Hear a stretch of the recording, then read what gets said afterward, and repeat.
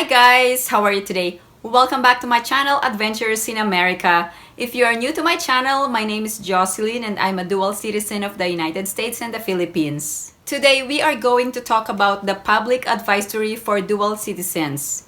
Currently, Filipinos have the right to travel. There is an entry ban that has been imposed and it is effective until April 30.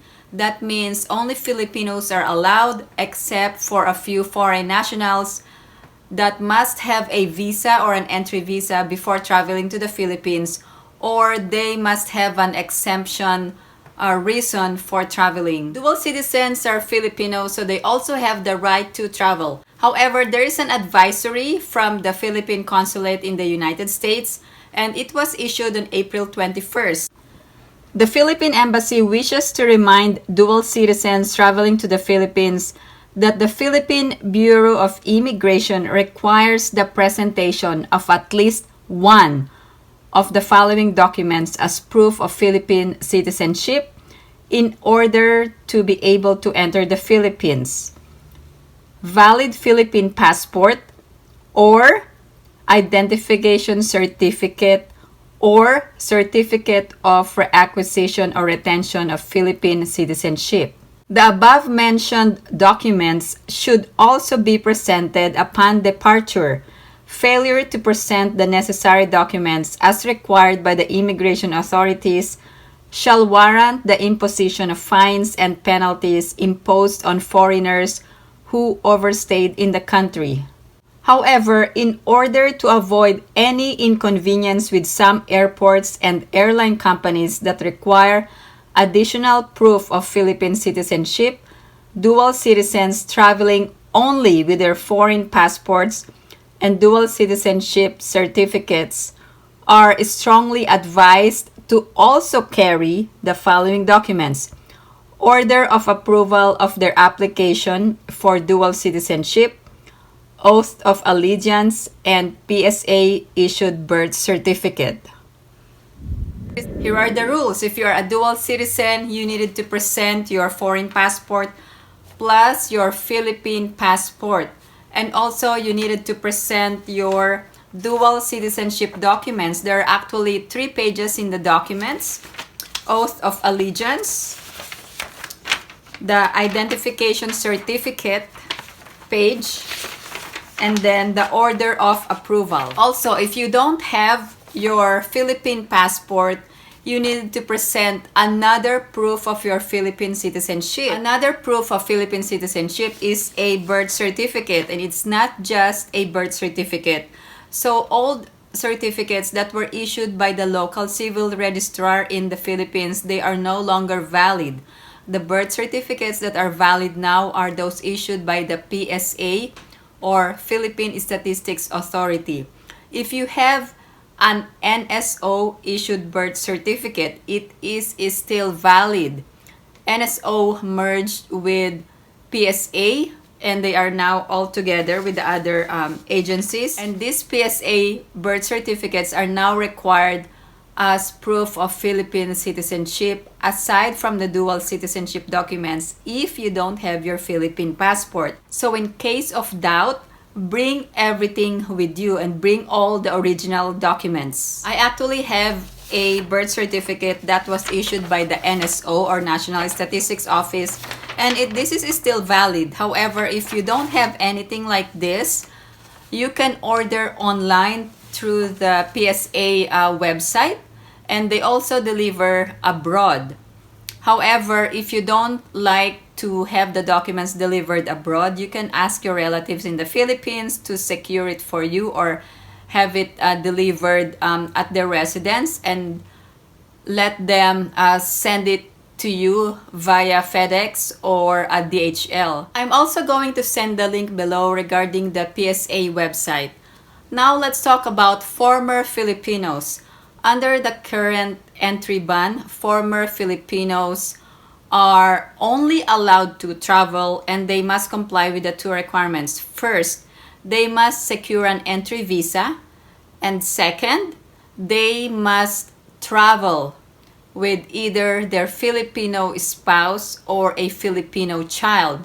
So there are two requirements for former citizens. Former Filipinos are considered foreign nationals. That's why the treatment is different. However, I received several comments or questions from the viewers regarding their former Filipino status, and they said they also have a valid Philippine passport. The question is, can they use their valid Philippine passport to travel in the Philippines even though they are no longer Filipinos because they have been naturalized in a foreign country? The answer is no. Even if you have a valid Philippine passport, once you are naturalized as a foreign citizen in a foreign country, then you are no longer Filipino. Once you become a naturalized foreign national, you are already renunciating your rights as a Filipino national, and possession of a valid passport does not make you a dual citizen. Also, if you try to use your Philippine passport, that Philippine passport is considered void and has no effect at all. So that means if you tried to use it going to the Philippines and you are already a former Filipino citizen, then you run the risk of being deported as a foreign national. What would be the best advice for former Filipinos wanting to travel in the Philippines? First, wait for the restrictions to be lifted or wait for an announcement after April 30. Second, you can apply for dual citizenship. Just contact the Philippine consulate covering your residence, and from there you can proceed and check the website what requirements are needed, and you cannot just simply apply to any Philippine consulates abroad. You can only apply to a specific consulate covering your territorial jurisdiction. So for me, I live in Las Vegas, Nevada, and the Philippine consulate in Los Angeles is the one covering my residence. I cannot go to the Philippine consulate in Washington, D.C. or San Francisco because they don't cover my residence. Another advice for former Filipinos is to secure an entry visa and must travel either with a Filipino spouse or a Filipino child. So if you don't have a Filipino child or a Filipino spouse, then you must need to wait until the restrictions are lifted. Currently, Balikbayan visa is suspended, so let's wait until all the restrictions are lifted. Also, the health protocols are the same as of this moment. So if you're traveling to the Philippines, you still need to undergo the quarantine for 6 days and the swab test on the 6th day. Also, you needed to download the Trace mobile application. If you have already been vaccinated, and I know there's a lot of Filipinos abroad that have been vaccinated, you still need to undergo quarantine and swab test. The rules are still the same, and the Philippine government has not announced any changes to this rule. So for all those former Filipinos, now is the time to apply for dual citizenship. Get in line. If you recently traveled in the Philippines, please post your travel experience and let us know what you think of the travel restrictions. Also, if you have any other questions or comments, please post them down below and I will get back to you as soon as I can. Again, thank you guys for watching, and if you like this video, please give it a big thumbs up. And if you haven't subscribed to my channel, please subscribe and hit that notification bell. I always welcome new subscribers. Also, if there are any other videos that you wanted me to post, just send them to the comment section below and I will get back to you or research about it. Again, thank you guys for watching, and I hope everyone is staying safe.